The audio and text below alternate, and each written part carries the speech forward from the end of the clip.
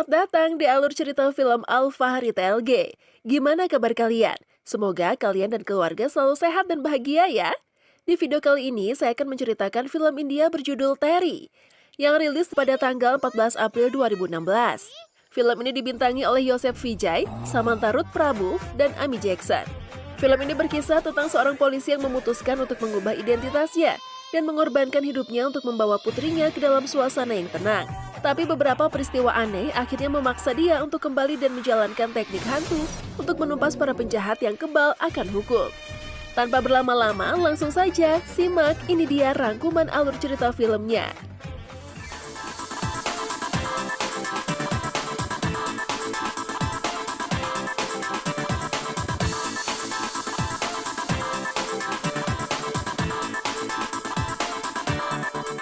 स्कूल का टाइम आ गया बेबी 2 minutes, baby.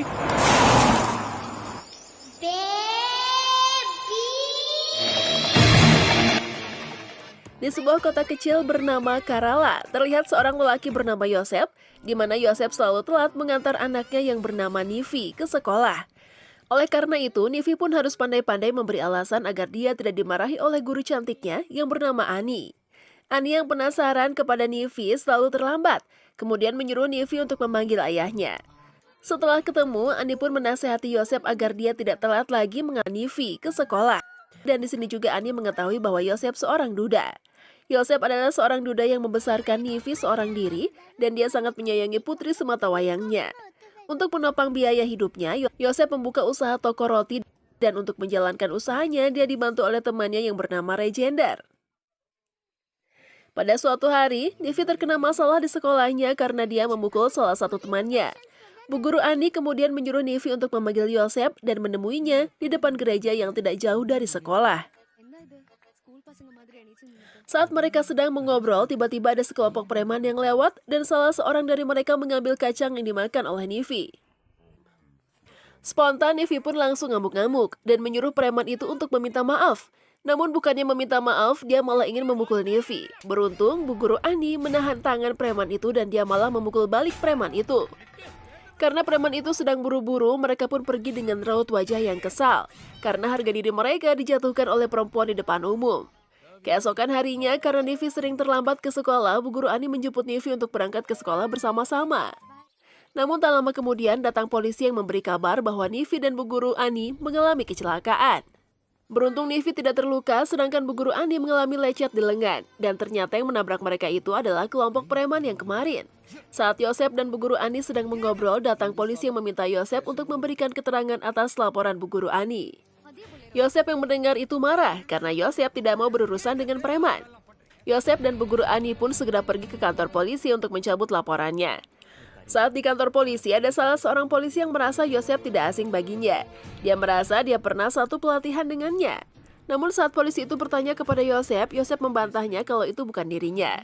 Dan saat Yosef dan Bu Guru Ani akan pergi, tiba-tiba polisi itu memanggil nama Vijay Kumar. Vijay Kumar? Yosef pun menoleh, tapi lalu polisi itu mengatakan bahwa dia hanya memanggil anak buahnya. Dan kejadian itu membuat Bu Guru Ani curiga. Di malam harinya, Bu Guru Ani yang merasa penasaran kemudian dia mencari tahu nama Vijay Kumar. Dan dia dikagetkan dengan informasi yang didapatkan karena ternyata Vijay Kumar adalah seorang wakil komisaris polisi. Sementara Yosef di rumahnya. Dia didatangi sekelompok preman, mereka tidak terima karena Yosef berani melaporkan mereka ke polisi. Para preman itu kemudian mendorong Yosef keluar rumah hingga terjatuh. Pada awalnya Yosef tak melawan saat para preman itu memukulnya.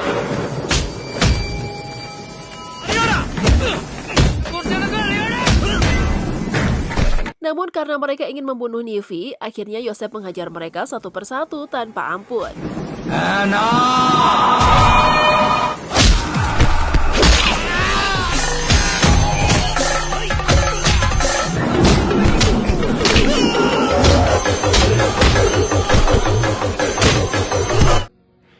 Ternyata aksi Yosef menghajar para preman dilihat oleh Bu Guru Ani. Dan saat para preman itu sudah dikalahkan, Yosef kemudian bercerita. Kemudian kita dibawa ke beberapa tahun yang lalu. Saat ada segerombolan preman yang tertidur di sebuah sekolah dan mereka tidak mau pergi dari tempat itu, sementara para polisi tidak ada yang berani mengusir para preman itu tersebut. Tak lama kemudian datanglah sebuah mobil dan seorang polisi pun turun dari mobil itu. Polisi itu adalah Vijay Kumar. Di dalam kelas, Vijay memberikan pelajaran kepada para preman itu, layaknya seorang guru kepada muridnya. Dan bagi preman yang salah menjawab pertanyaan akan dipukul dengan rotan. Dan ternyata semua preman dipukul oleh Vijay karena tidak ada yang bisa menjawab pertanyaan Vijay sekalipun pertanyaannya mudah. Pada akhirnya, para preman itu setuju untuk keluar dari lingkungan sekolah. Vijay Kumar adalah seorang wakil komisaris polisi. Dia juga seorang polisi yang tegas dan jujur. Setelah menjalankan tugasnya sebagai polisi, Vijay Kumar juga disibukkan dengan acara perjodohan yang direncanakan oleh ibunya. Suatu hari, ibunya membawa Vijay ke tempat perempuan yang akan dijodohkan dengannya, namun ternyata dia menolaknya dengan beralasan bahwa dia tidak mencintai perempuan itu. Dalam perjalanan pulang saat berada di lampu merah, ada seorang anak kecil yang menawarkan dagangannya. Vijay yang merasa kasihan kemudian menyuruh anak itu untuk sekolah saja. Namun anak itu menolaknya dan tak lama kemudian, satu orang temannya datang. Temannya memperingati dia untuk tidak berbicara dengan orang asing, karena sangat berbahaya jika ketahuan. Dan benar saja, tiba-tiba datanglah pria yang langsung memukul kepala anak itu. Pria itu kemudian menyuruh Vijay pergi dan memperingatinya untuk tidak sama sekali mencuci otak mereka. Namun, bukannya pergi, Vijay malah menepikan mobilnya dan langsung mendatangi pria tadi. Dan tanpa banyak bicara, Vijay kemudian menghajar pria itu. Melihat pria itu dipukul, teman-temannya langsung berdatangan. Namun sekalipun mereka keroyokan, Vijay mampu mengalahkan mereka satu persatu.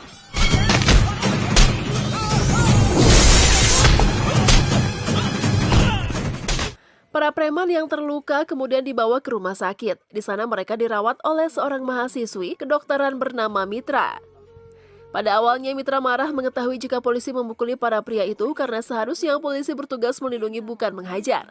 Namun setelah mendengarkan penjelasan Vijay, Mitra pun akhirnya mengerti. Tak lama kemudian anak-anak korban kekerasan preman itu datang. Mereka meminta disekolahkan dan kejadian itu membuat semua orang menjadi tersentuh, termasuk Mitra. Tak disangka ternyata pertemuan itu membuat benih-benih cinta di antara keduanya. Di tengah-tengah kebahagiaan Vijay merasakan indahnya cinta, dia harus menghadapi satu kasus yang benar-benar mengubah hidupnya dalam semalam. Di mana saat itu ada seorang pria tua melapor bahwa dia telah kehilangan anak perempuannya yang bernama Raji selama 3 hari. Pria itu sebenarnya sudah melapor ke kantor polisi terdekat, namun kantor polisi terdekat meminta bayaran terlebih dahulu agar bisa menemukan anaknya. Tanpa membuang-buang waktu, Vijay bersama anggotanya langsung mendatangi perusahaan tempat Raji bekerja.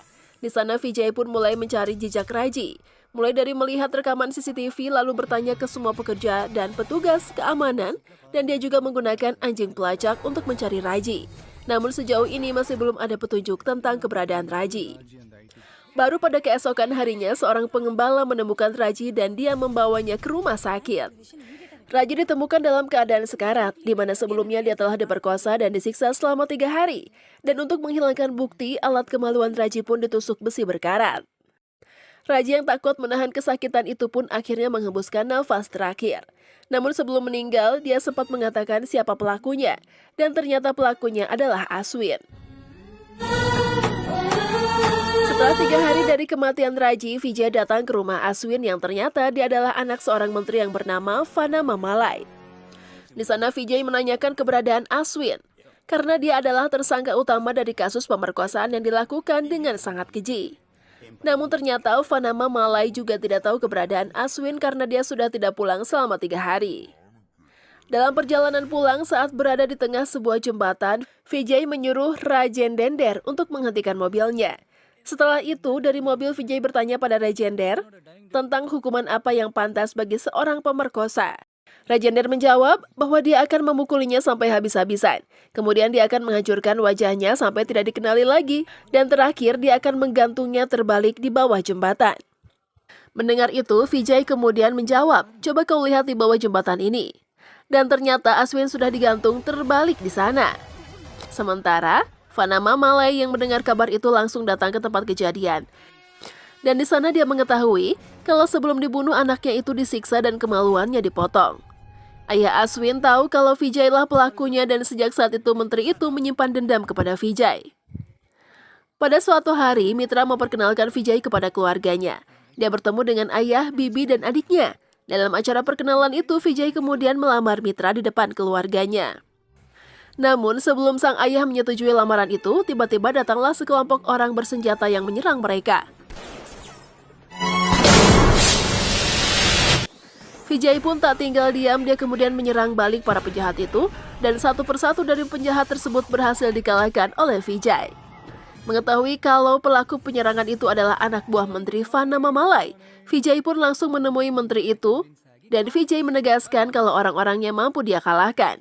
Mendengar hal itu, menteri itu pun semakin murka dan dia menginginkan kematian dengan cara yang tak biasa untuk Vijay. Pada suatu malam, Vijay mendatangi mitra yang baru pulang kerja, karena sejak kejadian penyerangan itu mereka belum pernah bertemu lagi. Mitra menjelaskan kalau dia ketakutan akan kehilangan Vijay karena dia melihat betapa beresiko pekerjaan Vijay sebagai polisi. Namun karena Vijay menjelaskan bahwa dia tidak bisa meninggalkan mitra ataupun pekerjaannya karena keduanya sangat penting baginya. Pada akhirnya Vijay dan mitra menikah dan dikaruniai seorang putri yang diberi nama Nivi. Namun sayang, kebahagiaan mereka tidak bertahan begitu lama karena pada suatu malam ketika mereka sedang bersama, tiba-tiba mitra ditembak. Dan ternyata pelaku penembakan itu adalah Fana Mamalai dan anak buahnya. Ternyata Fana Mamalai masih menyimpan dendam atas kematian anaknya beberapa tahun yang lalu. Setelah menembak dan menyiksa Vijay, Fanama mulai kemudian pergi menemui ibu Vijay dan menembaknya.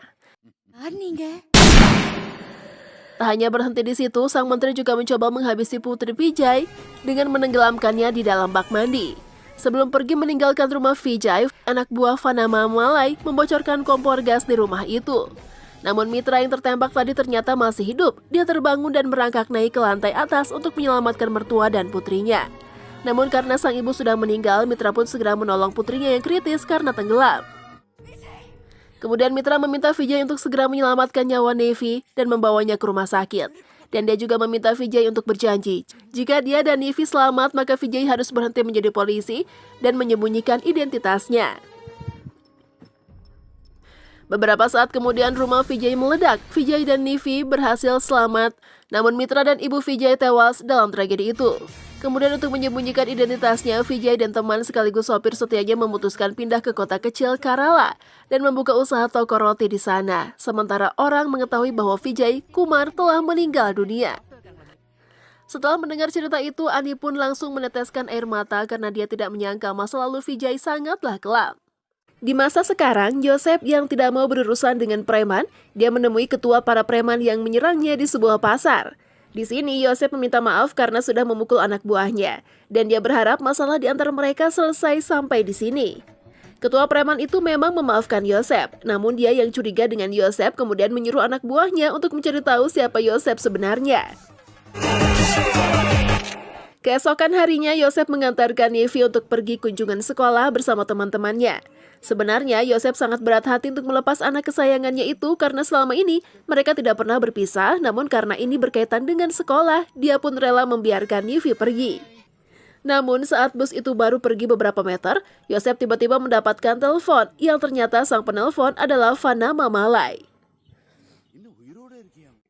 Yosef pun terkejut karena dia tidak menyangka Fana Mamalai bisa menemukannya.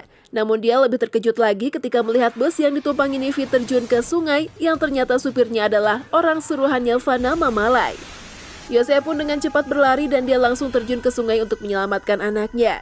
Beruntung dari kejadian itu tidak menimbulkan korban jiwa karena semua anak berhasil diselamatkan. Di saat itu tiba-tiba telepon Regender berbunyi dan ternyata menteri itu lagi yang menelpon.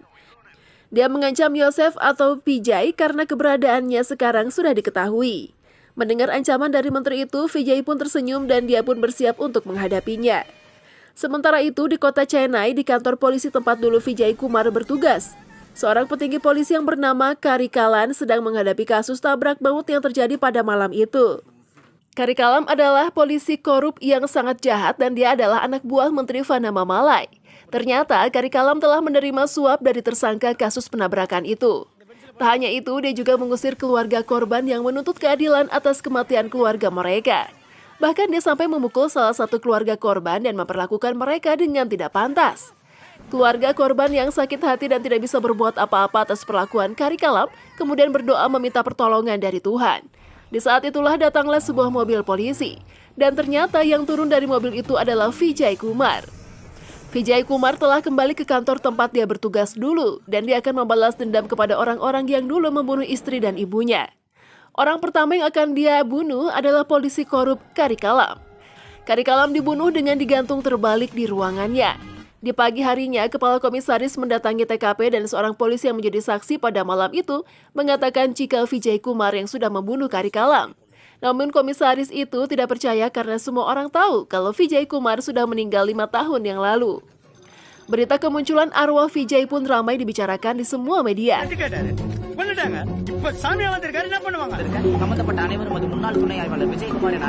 Menteri Fana Mamala yang melihat berita itu kemudian menyuruh komisaris polisi untuk segera membunuh Vijay. Tak lama kemudian, seseorang mendatangi Menteri Fana Mamalai. Dia adalah Ratnam. Ratnam adalah seorang pengusaha sekaligus orang dianggap adik oleh Menteri Fana Mamalai. Dia sangat ketakutan akan berita kemunculan arwah Vijay Kumar karena dialah yang menembak mati Ibu Vijay. Ratnam adalah seorang pengusaha yang mempunyai proyek besar dan dia akan menggunakan segala cara demi kesuksesan proyeknya. Dia tak peduli walaupun proyek yang dia jalankan memakan banyak korban, karena dia berpikir semua bisa selesai dengan uang. Di malam harinya, Vijay datang ke tempat proyek Ratnam. Vijay datang bak seorang hantu. Dia mulai menghabisi arwah Ratnam satu persatu. Dan terakhir, dia mulai mendekati Ratnam. Dan Vijay pun memukulnya. Terbayang oleh Vijay saat Ratnam menembak ibunya dan akhirnya Vijay pun menendang Ratnam yang mengakibatkan Ratnam terjun bebas dan dia pun langsung meninggal. Keesokan harinya, Menteri Fana Mamala yang semakin ketakutan, dia menyuruh komisaris polisi untuk segera membunuh Vijay. Beberapa hari kemudian, saat Regender berada di dalam kereta, dia diculik oleh anak buah Menteri Fana Mamalai. Dan setelah penculikan Regender, Vijay pun diculik dan disekap di sebuah gudang, dan beberapa anak buah Menteri Fanama mulai menyiksanya. Namun ternyata penculikan yang Fana Mamalai lakukan itu adalah rencana Vijay supaya dia bisa bertatap muka langsung dengan menteri jahat itu. Dengan begitu, Vijay pun bisa dengan mudah untuk melenyapkannya. Vijay kemudian mulai menghajar anak buah Fana Mamalai satu persatu.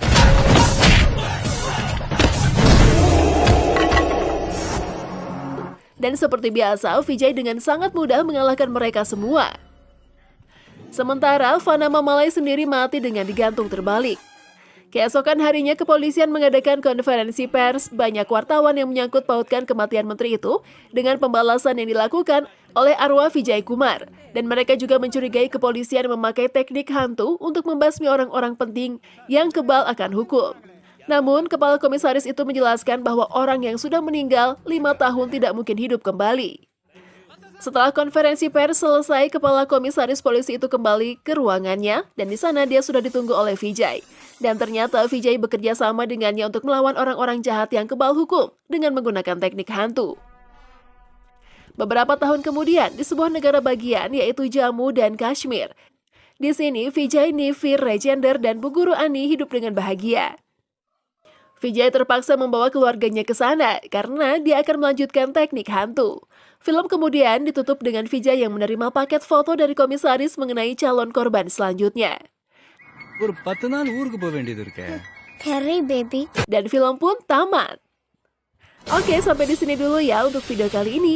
Jangan lupa like, komen, subscribe, dan jangan lupa untuk menyalakan lonceng notifikasinya ya, agar terus berlangganan alur cerita film-film yang lain dari channel ini. Terima kasih dari saya, sekian dan sampai jumpa.